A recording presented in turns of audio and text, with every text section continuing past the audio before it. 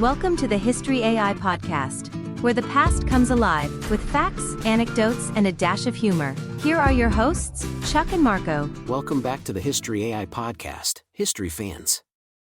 I'm Chuck, your friendly neighborhood history nerd. And I'm Marco, the guy who once pulled a muscle trying to open a bag of chips, so today's topic is going to make me feel extra fragile. Before we dive in, quick favor, if you enjoy the show, hit that subscribe button and drop us a 5-star review. It's the best way to help more people find us, and it keeps us going strong. Plus, we read every single one, yes, even the ones where you politely tell me I talk too fast. Now, today we've got a story that sounds like pure Hollywood fiction, except it's all true. We're talking about Adrian Carton de Wiart, the soldier who seemed completely unwilling to die. This guy is basically the extra lives cheat code in human form. Adrian Carton de Wiart. Even his name sounds like the kind of person who would have a coat of arms and a family crest with, I don't know, a lion fighting a cannon. Yeah, the guy was born in Brussels, Belgium, in 1880, but his life took a British turn early on. His father was an affluent lawyer, deeply connected to the Belgian elite. His mother died when he was young, and his father remarried, sending Adrian to England for school. And not just any school. We're talking the oratory school, very posh, very Catholic, very proper. The kind of place where they try to turn you into a well-groomed gentleman who will politely sip tea, not dodge bullets. After that, he went to Oxford's Balliol College. On paper, he was destined for a comfortable life in law, politics, or diplomacy. You know, cut-glass accent, nice tweed suits, quiet library work. But Adrian? He got bored. And when the Second Boer War broke out in 1899, he didn't just think, wow, that's interesting. He thought, perfect, time to go shoot at people. And here's where the movie starts. He drops out of Oxford, enlists in the British Army, but here's the catch, he was too young. So, he lies about his age, changes his name to Trooper Carton, and even claims to be from a different nationality so his family wouldn't find out. Which is wild, because this wasn't like today where you just fudge a birth date on an online form. He's literally reinventing himself to sneak into a war zone. Exactly. And he gets sent straight to South Africa. Within weeks, he's already under fire and takes bullets to the stomach and groin. He's shipped back to England to recover. Most people would take that as a cosmic sign, maybe don't do war. Adrian took it as a minor inconvenience. Like, I'll just heal up and get back out there. And that right there is the key to understanding him. He wasn't driven by politics, or glory, or even necessity. He genuinely loved the soldier's life. The danger, the discipline, the camaraderie, it was in his blood. And we're still in Act 1 here.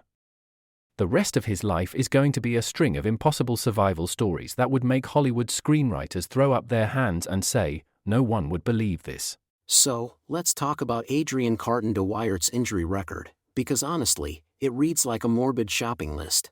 And this isn't, oh, he twisted an ankle once. No, this is human crash test dummies territory. Let's go chronologically, because otherwise we're going to lose track. Injury number 1, Second Boer War, South Africa, 1899. He's barely in the army and takes bullets to the stomach and the groin. Gets shipped home to recover. Most people would retire. He decides to sign up again, because apparently he thought flesh wounds was just part of the armboarding process. Fast forward to World War I, Western Front, 1914 to 1915. Early in the war, he takes a bullet through the ear. Partial deafness, sure. But does he stop? Nope. Then he gets shot in the eye during the Somme, and the damage is so bad they remove it. He comes back with a black eye patch and, I swear, somehow looks cooler. But we're just getting started. In 1915, at the Battle of Loos, his left hand gets shredded by shrapnel. Surgeons try to save it, but the fingers are useless, so he just rips them off himself.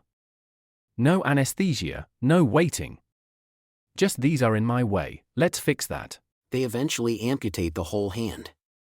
From then on, he's a one-eyed, one-handed officer, still insisting on leading charges. In 1916 and 1917, he's wounded several more times, hit in the hip, the ankle, and the leg during heavy fighting in France.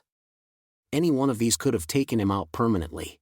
But instead, he just keeps coming back like a very polite Terminator. Then comes World War II.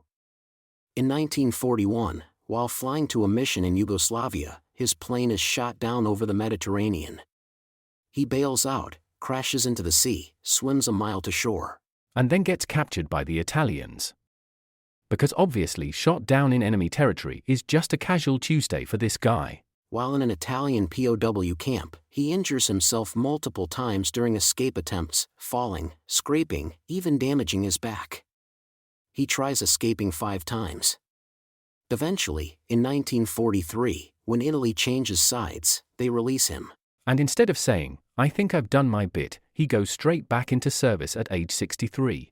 To summarize, stomach, groin, ear, eye, hand, hip, ankle, leg, multiple crash injuries, back injuries, plus the general wear and tear of charging into machine gun fire for decades. And through it all, no bitterness, no fear, just a man who, when asked about war, basically said, "Frankly, I had enjoyed the war." So here's the thing, when we say Adrian liked soldiering, we're not exaggerating. By his own admission, war was the high point of his life. In his memoirs, Happy Odyssey, he flat out says, "Frankly, I had enjoyed the war." Which is wild, because his enjoyment included trench mud, shell fire, and body parts flying around. But to him, the front line wasn't misery, it was where he felt alive. In World War I, he rose through the ranks fast. He was a natural leader, the kind of officer who didn't sit back and point from a map room. He led from the front. And by front, I mean literally charging into no man's land with bullets flying past his face. One of his most famous moments was at the Battle of La Boiselle in 1916. His battalion was pinned down under heavy fire. Instead of waiting for reinforcements, he rallied his men and personally led multiple assaults against German positions, at one point fighting so close to the enemy that it was hand-to-hand combat. And remember, by this time, he's already missing an eye and a hand. Imagine your commander yelling, "Follow me," while looking like a pirate who's been through a wood chipper, and still charging like it's the 100-meter sprint. His bravery, and maybe his complete disregard for self-preservation, earned him the Victoria Cross in 1916. That's the British military's highest award for valor. They don't hand those out for good attendance. But the thing is, he didn't just get awards. He got results.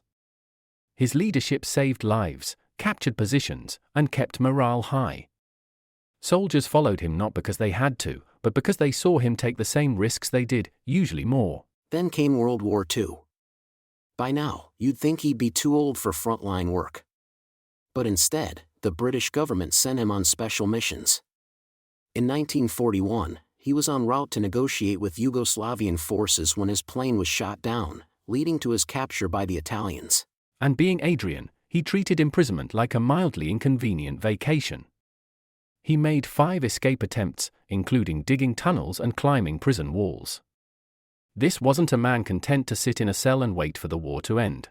After Italy surrendered in 1943, they released him. And he didn't retire, he went to China as Churchill's personal representative to Chiang Kai-shek. Think about that, he went from trench warfare in France to top-level diplomacy in Asia, with decades of bullet wounds and missing limbs in between. And somehow, through it all, he kept that dry, understated British humor. He once described his career as a lot of fun, which might be the most Adrian Carton de Wiart thing you can possibly say. By the time Adrian Carton de Wiart finally stepped away from active service, he was more legend than man. Picture it, a lean, sharp-faced officer, black eye patch over one side, a black glove covering the stump of his left hand, medals gleaming on his chest. And that air of someone who's seen everything. Soldiers used to say he looked like the dictionary illustration for war hero, except with a bit more "I could still take you in a fight" energy. And yet, despite looking like a walking recruitment poster, he wasn't the kind of guy to swagger or brag. He was surprisingly modest about his decorations, the Victoria Cross, Distinguished Service Order, Croix de Guerre, plus more campaign medals than most generals. In fact, he barely mentioned his injuries at all in his memoir. Losing an eye? Annoying. Losing a hand? Made it harder to hold things. Getting shot multiple times? Well, that's war. He genuinely downplayed everything like it was a flat tire on a Sunday drive. His sense of humor was equally dry. There's a story that during World War I, someone asked him how he was feeling after being wounded again, and he simply replied, "Oh, I've had worse." And people believed him, because statistically speaking, he probably had. Beyond the battlefield, he was well-read, spoke multiple languages, and could navigate a political dinner just as deftly as a trench line. When Churchill sent him to China during World War II, he charmed warlords, diplomats, and generals alike. But he never lost that soldier's spirit. Even in retirement, he lived in rural Ireland, fishing and hunting. He was still outdoorsy, still active, still very much the man who would rather be out in the mud than sitting in a city drawing room. Adrian Carton de Wiart passed away in 1963, peacefully, in bed, at age 83. Which is almost unfair when you think about it. After decades of dodging bullets, shrapnel, and disaster, it was old age that finally got him. And maybe that's fitting. If he had died in battle, he'd have been remembered as a great soldier. But living to tell the tale, living long enough to write Happy Odyssey, turned him into a legend. He was, in the truest sense, a survivor. Not just of war, but of life itself. So here's the question: what do you do with a life like Adrian Carton de Wiart's? I mean, how do you even categorize him? You can't really. He doesn't fit neatly into war hero, adventurer, or survivor. He's all of them, turned up to 11. Historians often compare him to other near-mythic figures, guys like T. Lawrence or Ernest Shackleton. People who didn't just endure extreme conditions, but seemed to thrive in them. But here's the difference: Shackleton was trying to keep everyone alive during an expedition. Lawrence was leading guerrilla fighters in the desert. Adrian? He just kept showing up to wars. His story also challenges the way we think about bravery. Was it courage? Was it recklessness? Was it a refusal to admit he was human? Maybe it was all three. But whatever it was, it inspired people. His men followed him into situations that looked impossible because they knew he'd be right there with them, not giving orders from a mile back. And the craziest part? His legacy isn't just in the battles he fought or the medals he earned, it's in the fact that he lived to tell it all. Most men who fought as much as he did never made it home. He not only made it home, he made it to 83. There's a quiet power in that. The man who looked like he could be killed at any second was actually the one nobody could take down. Adrian Carton de Wiart's life is a reminder that history isn't just made by grand strategies and political speeches, it's also made by individuals who just refuse to stop. And maybe that's the most unbelievable part of his story. Not that he survived so much, but that after each disaster, he wanted to go back out there. In a world where so many people look for reasons to quit, he looked for reasons to keep going. Thanks for listening to the History AI podcast. Special thanks to our listeners, you are the reason this show exists.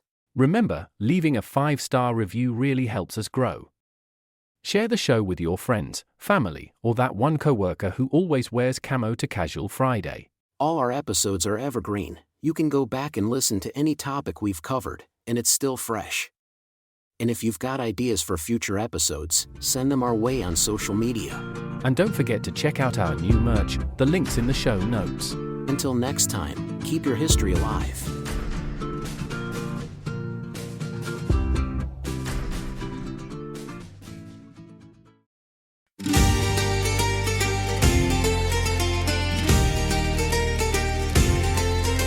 From Brussels town he wandered far, a soldier born for fire and scar.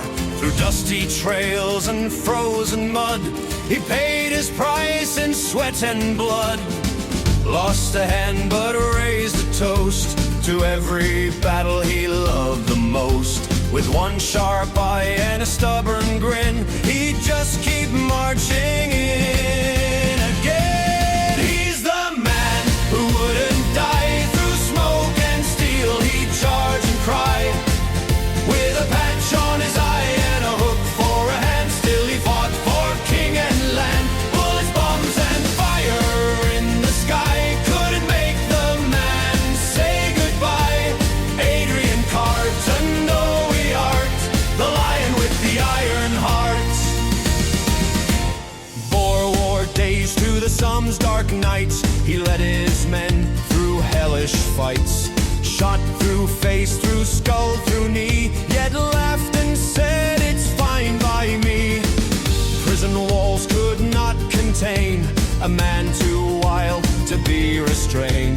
tunneled out and took his chance and waltzed right back to the dead. He's the man who wouldn't die through smoke and steel. He'd charge and cry with a patch on his eye and a hook for a hand. Still he fought for king and land. Bullets, bombs, and fire in the sky couldn't make the man say goodbye. Adrian Carton de Wiart, the lion with the iron heart. Some men live for love and gold, some for tales yet to be told. But he was born to stand his ground, where thunder roars and shells pound. Through two great wars, through loss and pain, he'd rise, be wounded, fight again. And when at last the guns were still, he smiled and bent life to his will. He's the man who wouldn't die through smoke and steel. He'd charge and cry with a patch on his eye and a hook for a hand. Still he fought for king and land. Bullets, bombs, and fire in the sky couldn't make the man say goodbye. Adrian Carton de Wiart, the lion with the iron heart. So raise your glass and tell the tale of the man who'd marched through shot and shell. Adrian's name will